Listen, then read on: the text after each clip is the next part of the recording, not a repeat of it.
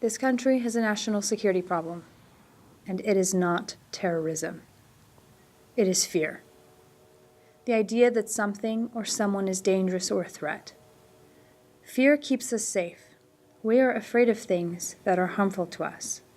But fear can also be exploited to scare us into an action or to terrify us so much that we feel the need to get them before they get us.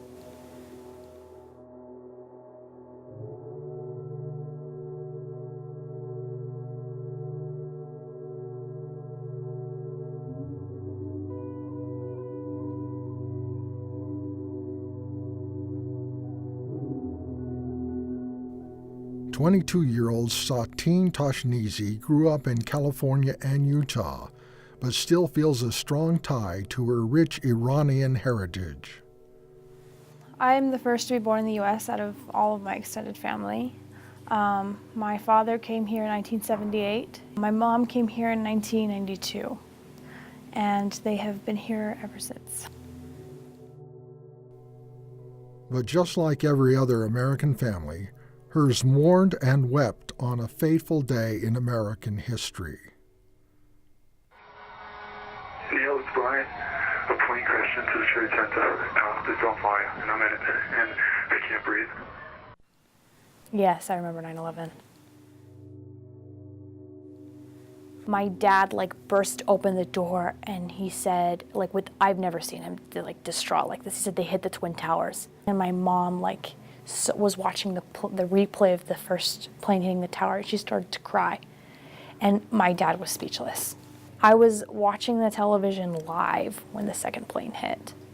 And then my mom started screaming. At the young age of 6, Satine began to see how those attacks would not only strike fear in the hearts of her fellow Americans, but they would haunt her and her family in the years to come. After that, we were, my family was a lot more with their heads down.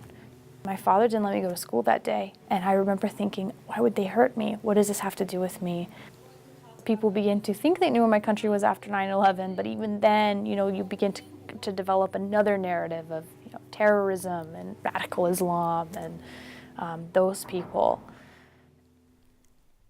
Though only a child, it was not difficult for Satine to notice the growing mistrust and suspicion within some members of her own community. We had a landlord who, I remember she really didn't like us. She had called the FBI and told them that my family were terrorists. And then 2 young, handsome FBI agents came to our door. They asked him, so who do you call in Iran? Why are you here? How long have you been here? Do you have any negative feelings towards America? Do you love your country? Do you want to live here? Why did you come here? We really felt like we were on some level at their mercy. On one hand, I understand that they were scared and they were fearful, and I don't want to punish Americans for feeling that way. But was it right that the FBI came to our door and investigated us? I don't know. If I say it was wrong, I'm being unfair to them as human beings. But if I say that it was right, I am willfully surrendering a part of my freedom and rights in a way. Despite her family's subjection to hostile sentiments, Satine was always taught to retain a deep appreciation for what her mother deemed a land of opportunity. I remember after the FBI agents left, my mom sat me down and said, I know what you saw may have been kind of alarming to you, and you must always be kind to America because this country gave us everything. And don't ever dislike America because people will look at you different. Still, as Satine grew, she would be forced to grapple with the parts of her identity that seemed to isolate her from her peers. When I was in 3rd grade, we were coloring pictures of President George Washington, and we're talking about being proud to be an American. And I said, I'm Iranian. And my teacher was very angry, and she turned to me and said, "You're not Iranian, you are an American." And I began to cry. I didn't know what to say. Because then I felt this weird, like, am I being bad by not saying I'm an American? Is it wrong? And so as I grow up and look back at that experience, I think that's very insulting. You know, who are you to tell me what being an American means? Who are you to tell me I'm not Iranian? Though Satine has since become proud of her national and religious heritage, it has not been an easy road to walk in light of conflicting messages in the media and world around her.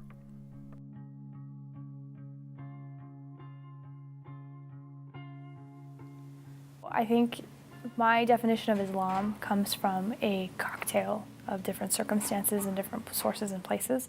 And when you turn on the news and you hear Islamic extremism, Islamic radicalism, radical Islam, and there weren't a lot of Muslims in our community, and so that's part of it as well. So when I asked my dad, "Are we Muslim?" he said, "I don't know, here's the Quran, you read it and tell me." A lot of times these cultural tendencies and identities are not in the Quran. They are interpreted for themselves. And so it's hard to look at an area of the world that you don't live in and see, well, we're Muslim, we behave this way.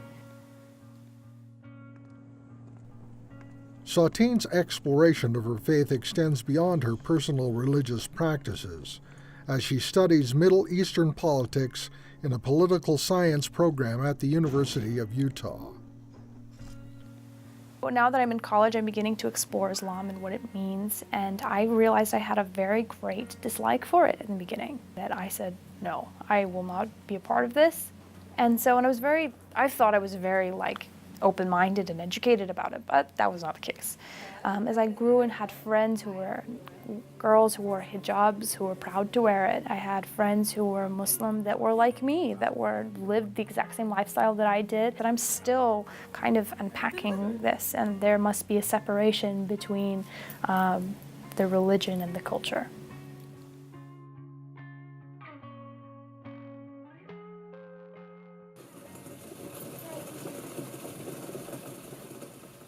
I think I am fearful of being labeled as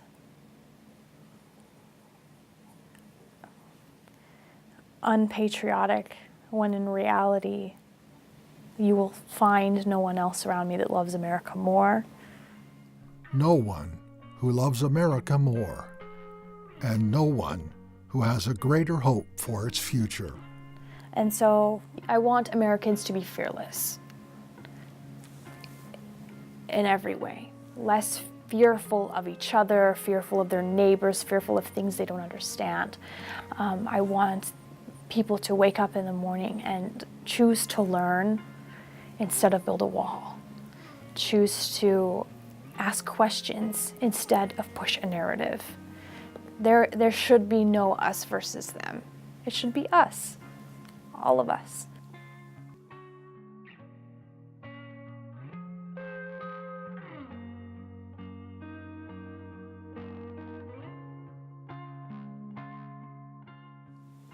So, my friends, let us walk together with confidence, for we are those who seek the truth. Let us empower the righteous and call the liar a liar. Let us be fearless in our endeavors and be the light that takes this world into the next generation. For if you look inside your hearts, I know you will realize there is nothing to be afraid of after all.